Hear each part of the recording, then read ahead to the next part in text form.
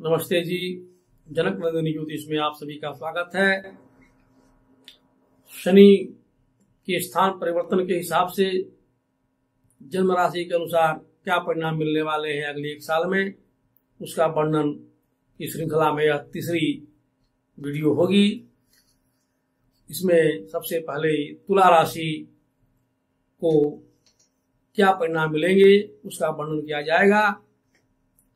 जब तुला राशि अर्थात 7वें नंबर की राशि में चंद्रमा बैठा हुआ हो तो उस हिसाब से देखेंगे तो मीन राशि में बैठा हुआ शनि षडाष्टक योग बनाएगा। अतः यह बहुत ज्यादा उत्साहवर्धक समय नहीं है, बल्कि कुछ पुरानी बातें, कुछ पुरानी तकलीफें आपको पुनः परेशान करेगी और साल भर परेशानी बनी रहेगी। ऐसी स्थिति 30 मार्च 2025 से 30 मार्च 2026 तक रहेगी। या आपको यदि आपने स्वास्थ्य के मामले में कोई लापरवाही बरती हो तो वह शल्य क्रिया की नौबत तक पहुंचा सकता है। खासकर शरीर में नाभि से नीचे और कमर का एरिया तथा जननांग इत्यादि से संबंधित, महिलाओं के लिए गर्भाशय से संबंधित परेशानी बढ़ा सकता है अथवा उसमें शल्य क्रिया की नौबत आ सकती है। यहाँ स्थित शनि की तृतीय दृष्टि अष्टम भाव पर पड़ेगी। अष्टम भाव और तृतीय षष्ठ भाव का कोई भी संयोग अच्छा नहीं माना जाता। यह संभव है कि आपको कर्ज की स्थिति में वृद्धि कर दे। कोई ऐसा रोग हो सकता है जो लंबे समय तक चल सकता है। आपके अपने लोग ही आपके विरोधी होंगे, वे आपके हर मामले में टांग अड़ाएंगे। इसलिए अपने लोगों पर आंख मूंद कर भरोसा करने की जरूरत नहीं है। शनि की सप्तम दृष्टि द्वादश भाव पर पड़ेगी। वह निवेश का भाव है। आपको निवेश से बचना चाहिए। यदि आप व्यवसायिक कार्यों में गतिविधि में सम्मिलित हैं या आप कोई भी व्यवसाय पार्टनरशिप में कर रहे हैं तो उसमें अतिरिक्त सावधानी बरतिए, अन्यथा आपको धन हानि होने के कारण पार्टनर से भी शत्रुता का भाव रहेगा। इसी प्रकार यदि आप कोई नया एग्रीमेंट करने जा रहे हैं तो 30 मार्च 2025 के पहले कर लें, क्योंकि यदि आपने उसके बाद कोई भी एग्रीमेंट किया तो वह लंबे समय तक किसी रूप में नहीं चल सकेगा, बल्कि धन अनावश्यक रूप से खर्च होगा। शनि की दशम दृष्टि आपके तृतीय भाव पर पड़ेगी। तृतीय भाव निजी जिंदगी का है, इसलिए आपको निजी जिंदगी के मामले में भी कुछ परेशानियों का सामना करना पड़ सकता है, खास करके दाम्पत्य जीवन, अथवा यदि आप किसी से लगाव अथवा प्रेम संबंध में लगे हुए हैं, उधर से भी निराशा हाथ लगेगी। आपकी काबिलियत को अनदेखा किया जाएगा। पदोन्नति आदि के मामले में भी आपकी अनदेखी की जाएगी।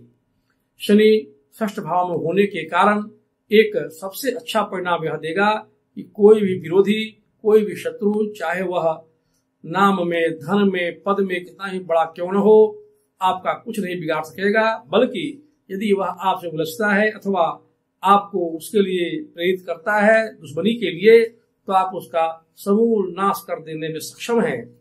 शनि की षष्ठ भाव में स्थिति एक और बात यह इशारा कर रही है कि यदि आप जमीन, मकान, वाहन इत्यादि के क्षेत्र को अपने लाभ का माध्यम बनाते हैं तो वह किराया, कमीशन, लाइजनिंग आदि के माध्यम से आपको माला माल कर सकता है।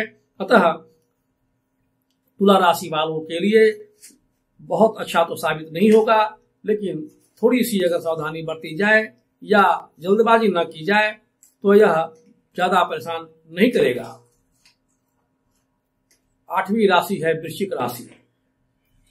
जब वृश्चिक राशि में चंद्रमा बैठा हो तो शनि ऐसी स्थिति में आपसे पंचम भाव में बैठा मिलेगा। यह पंचम नवम का संबंध बनाएगा। यह शानदार समय साबित होने वाला है, क्योंकि प्रथम, पंचम, नवम भाव त्रिकोण कहे गए हैं और त्रिकोण में बैठे हुए कोई भी ग्रह अथवा उसका स्वामी कभी भी किसी भी मामले में नकारात्मक परिणाम नहीं देगा। आप लोगों को विशेष जानकारी के बता दूं कि श्री नरेंद्र मोदी जी का भी चंद्रमा वृश्चिक राशि में ही है, इसलिए आप देखेंगे कि 30 मार्च 2025 के बाद और अगले 1 वर्षों के लिए नरेंद्र मोदी जी की महिमा प्रताप निसंदेह और भी ऊंचाइयों को छूने वाली है। अर्थात आप लोगों के साथ भी ऐसा होने वाला है। यदि पदोन्नति रुकी हुई हो, निसंदेह पदोन्नति प्राप्ति होगी। जिसे संतान की चाह लगी हुई है उसको संतान की प्राप्ति 100% होने की संभावना है। जो व्यक्ति अब तक संतान प्राप्ति में असफल रहे हों वे भी अपनी योजना के अनुसार यदि 30 मार्च 2025 के बाद इसकी प्लानिंग करते हैं तो सफलता 100% मिलेगी। चाहे वह प्राकृतिक रूप से हो अथवा कृत्रिम रूप से हो, सफलता निसंदेह मिलने वाली है। पंचम भाव में बैठा हुआ शनि तृतीय दृष्टि से सप्तम भाव को देखेगा। सप्तम भाव व्यवसाय का, दाम्पत्य जीवन का, एग्रीमेंट का, पार्टनरशिप का, अंतर्देशीय यात्राओं का है और पंचम भाव सप्तम से एकादश होने के कारण अद्भुत सफलता देने वाला है। अर्थात आपके व्यवसायिक मामलों में, दाम्पत्य जीवन के मामलों में, विदेश गमन के मामलों में शानदार सफलता प्राप्त होगी। आप कई लोगों को नया रोजगार देने वाले हैं, अर्थात नौकरी आदि के द्वारा कई लोगों को के घरों को प्रकाशित करने वाले हैं। पंचम भाव में बैठा हुआ शनि की सप्तम दृष्टि लाभ भाव पर पड़ेगा। प्राकृतिक रूप से अगर जगत की कुंडली देखी जाती है तो लाभ भाव का स्वामी स्वयं शनि ही बनता है। अतः आपको अल्प प्रयास में ज्यादा सफलता मिलेगी। अनेकों आय के स्रोत बनेंगे। आपको शेयर, सट्टा, कमीशन, सूद, लाइनिंग, किराया आदि के द्वारा विपुल धन संपदा प्राप्त हो सकती है। शनि की दशम दृष्टि यहाँ पर आपके द्वितीय भाव पर पड़ेगी।